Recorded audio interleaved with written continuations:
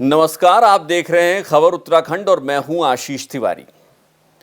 क्या उत्तराखंड में आईएएस अधिकारियों को जान से मारने की धमकी दी जा रही है? क्या उत्तराखंड में बेरोजगार संघ के अध्यक्ष बॉबी पवार एक सीनियर आईएएस को उसके ही दफ्तर में जाके धमका रहे हैं और उसके साथ मारपीट कर रहे हैं? क्या बॉबी पवार अब नेतागिरी के साथ साथ एक तरीके से गुंडई भी करने लगे हैं, जिस तरीके के आरोप लग रहे हैं? ये वो तमाम सवाल हैं जो कल से पूरे राज्य में और ख़ास तौर पर सचिवालय के गलियारों में कहे सुने पूछे जा रहे हैं।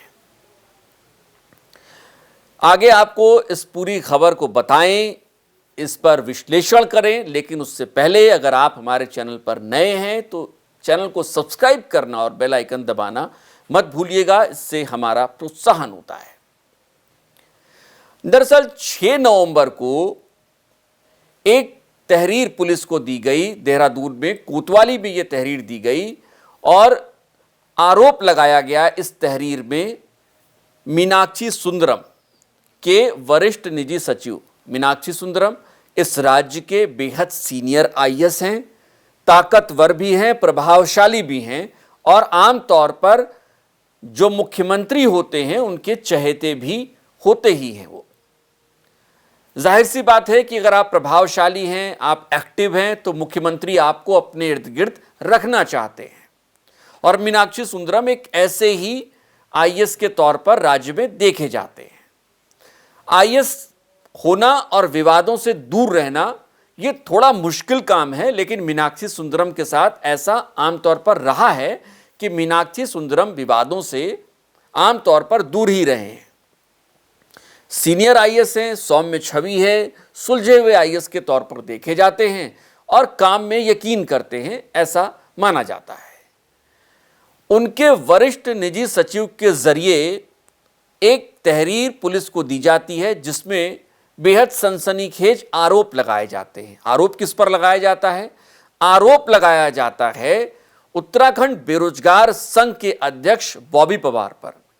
वही बॉबी पवार जो कुछ समय पहले तक छात्रों की आवाज हुआ करते थे और इसी आवाज ने कुछ समय पहले ही लोकसभा चुनाव में राजनीति का दामन थाम लिया और चुनाव के मैदान में भी उतर चुके हैं।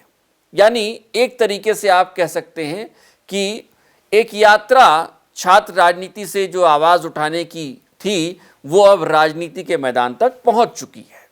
आमतौर पर होता भी ऐसा ही है, छात्र राजनीति से शुरू होता है मामला और फिर सियासत में अपनी पैठ बनाने की तैयारियां शुरू हो जाती हैं, कोशिश हो जाती है।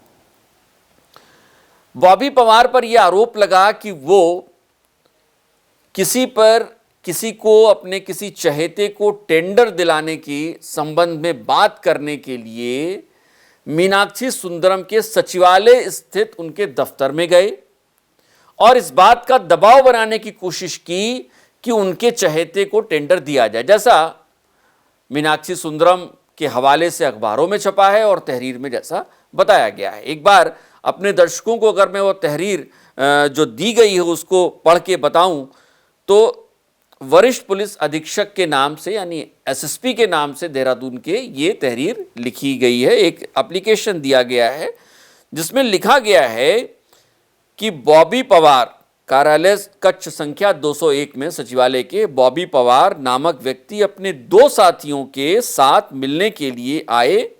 सचिव महोदय द्वारा जब उक्त व्यक्ति को मिलने के लिए अपने कक्ष में बुलाया गया तो उसके द्वारा सचिव महोदय के समक्ष अत्यंत दुर्व्यवहार किया गया तथा सचिव महोदय को गाली गलौज, डराने धमकाने तथा जान से मारने की धमकी उक्त व्यक्ति द्वारा दी गई। जिस दौरान सचिव महोदय द्वारा हमें कपिल कुमार, जो उनके वरिष्ठ निजी सचिव हैं जिन्होंने ये एप्लीकेशन एसएसपी को सौंपी देहरादून के, उनका नाम है कपिल कुमार, और अनूप डंगवाल अपर निजी सचिव को बुलाकर उसे बाहर यानी बॉबी पवार को बाहर भेजने के निर्देश दिए। लेकिन उक्त व्यक्ति ने सचिव महोदय के समक्ष ही हमसे भी धक्का मुक्की, हाथापाई तथा मारपीट की गई तथा शासकीय कार्यों में बाधा उत्पन्न की गई। साथ ही उक्त व्यक्ति द्वारा सचिवालय से बाहर देख लेने की धमकी भी दी गई, जिससे हमें जान माल के नुकसान की आशंका है। ये तहरीर में जो एप्लीकेशन दी गई एसएसपी को, जो वरिष्ठ निजी सचिव हैं मीनाक्षी सुंदरम के, उनकी मैं आपको ये भाषा जो है उसमें जो लिखा गया है वो आपको पढ़ के सुना रहा हूँ। इसके बाद इस पूरे मामले में बाकायदा एक मुकदमा दर्ज किया गया, जिसमें बॉबी पवार को नामजद बनाया गया है। तहरीर लिखी गई है, प्राथमिक रिपोर्ट दर्ज करने के लिए इसमें कहा गया था। अब इसके बाद बड़े सवाल खड़े हुए। फिर देर रात बॉबी पवार का इस पूरे मसले पर उनके जरिए एक कहें कि उनका एक पक्ष आया, जिसमें उन्होंने और बड़े खुलासे किए। दरअसल बॉबी पवार का कहना है कि वो इस पूरे मामले के लिए मिलने ज़रूर गए थे, लेकिन टेंडर जैसी कोई बात थी ही नहीं, बल्कि वो उपनल के जो एमडी जिनको सेवा विस्तार देने की बात चल रही है, अनिल यादव, उनके सेवा विस्तार को लेकर बात करने गए हुए थे। दरअसल आपको इस पूरी घटना को आगे बताएं उससे पहले एक बैकग्राउंडर देना ज़रूरी है। दरअसल अनिल यादव को सेवा विस्तार देने की जब बात आई, चर्चाएं शुरू हुई, उसके बाद बॉबी पवार ने एक प्रेस कॉन्फ्रेंस की। बॉबी पवार ने आरोप लगाया कि अनिल यादव के पास आय से अधिक संपत्ति है, भ्रष्टाचार से कमाई हुई संपत्ति है और तकरीबन 200 करोड़ रुपए की संपत्ति इकट्ठा कर रखी है अनिल यादव पे। और बॉबी पवार ने आरोप लगाया कि अनिल यादव को मिलीभगत के जरिए सेवा विस्तार दिया जा रहा है। ये कुछ दिनों पहले की बात है और बॉबी पवार ने बाकायदा अपनी फेसबुक प्रोफाइल पर इस बारे में एक जो है पोस्ट भी डाली और उसमें उन्होंने बताया कि इस संबंध में वो आगे भी एक्शन में रहेंगे और कार्रवाई करेंगे और इस संबंध में अधिकारियों की जवाबदेही भी तय करेंगे। और बॉबी पवार का ये कहना है कि जब ये पूरा मामला हुआ उसके बाद वो जब सामने आए तो उनका यही कहना है बॉबी पवार का कि वो इसी संबंध में बात करने गए थे और मीनाक्षी सुंदरम से उन्होंने उस सेवा विस्तार के लिए जो लेटर जारी होता है वो लेटर मांगा, लेकिन बॉबी पवार के इस आग्रह पर कि आप सेवा विस्तार का लेटर दीजिए, मीनाक्षी सुंदरम ने लेटर देने से सेवा विस्तार का मना कर दिया और ये कहा कि कोई भी आएगा उसे हम यूं ही लेटर देते रहेंगे, ऐसा नहीं होगा। और इसके बाद थोड़ी बहुत तनातनी दोनों के बीच में हुई और ये बात खुद बॉबी पवार भी मान रहे हैं कि दोनों के बीच में थोड़ा तनातनी हुई है, गर्म जोशी या तल्ख आवाज़ में दोनों के बीच बातचीत हुई है। अब इसके बाद कई पहलू सामने आते हैं।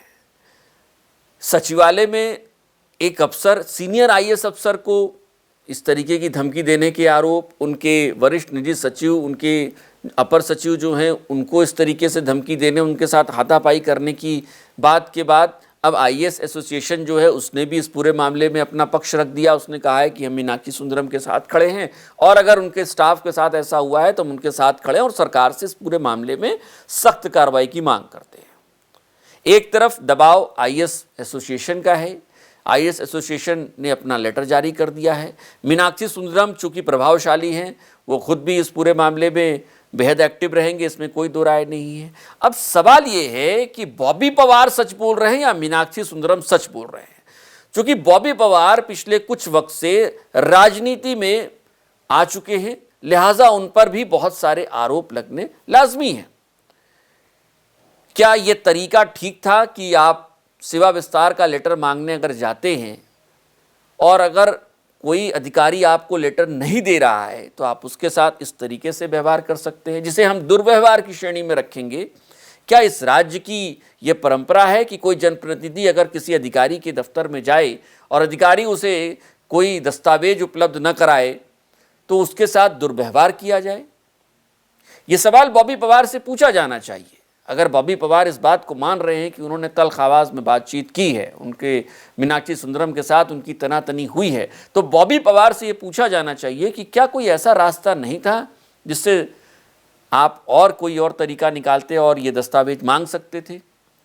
और ख़ास तौर पे बॉबी पवार जैसे लोग जो छात्रों की आवाज़ के तौर पर देखे जाते हैं समूचे राज्य में, और बॉबी पवार की एक बहुत अच्छी छवि है इस राज्य में युवाओं के बीच में, युवाओं के एक बड़े लीडर के तौर पर वो देखे जाते हैं। उनकी आवाज़ जब भी उठती है छात्रों युवाओं के लिए न्याय की मांग को उठाती है।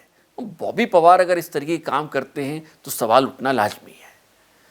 फिलहाल सरकार ने इस पूरे मसले पर मन तो बनाया ही होगा अपना, क्योंकि सरकार पिछले काफ़ी वक्त से बॉबी पवार उनकी आंखों में खटकते तो हैं ही, क्योंकि बॉबी पवार एक तो सीधे तौर पर मोर्चा लेने की कोशिश करते हैं सरकार से, और जिस तरीके से उन्होंने चुनाव लड़ा, पूरा चुनाव उन्होंने छात्रों और युवाओं को अपने केंद्र में रख के लड़ा। जाहिर सी बात है कि मुख्यमंत्री पुष्कर सिंह धामी भी इस बात को समझते होंगे कि एक पोलराइजेशन जो यूथ्स का किया हुआ है बॉबी पवार ने, अगर उसको उस तिलिस्म को तोड़ना है तो बॉबी पवार को कहीं न कहीं से कमज़ोर करना हो। अब ये पूरा मामला बेहद दिलचस्प होने वाला है, क्योंकि बॉबी पवार इस पूरे मसले पर और आगे जाएंगे, इसमें कोई दो राय नहीं है। इसको युवाओं के साथ मिलकर इस पूरे मसले को और तेज़ी से उठाएंगे। 9 नवंबर को वो एक आंदोलन का ऐलान कर चुके हैं, 9 नवंबर को वो आंदोलन करेंगे।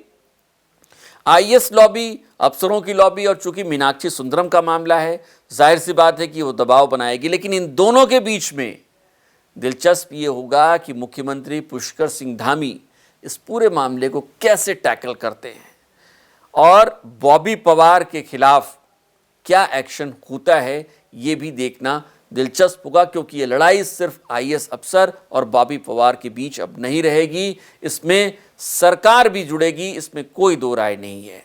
सवाल ये है कि विपक्ष इस पूरे मसले को किस तरीके से लेता है और विपक्ष किस ओर खड़ा होता है, देखना ये भी दिलचस्प होगा।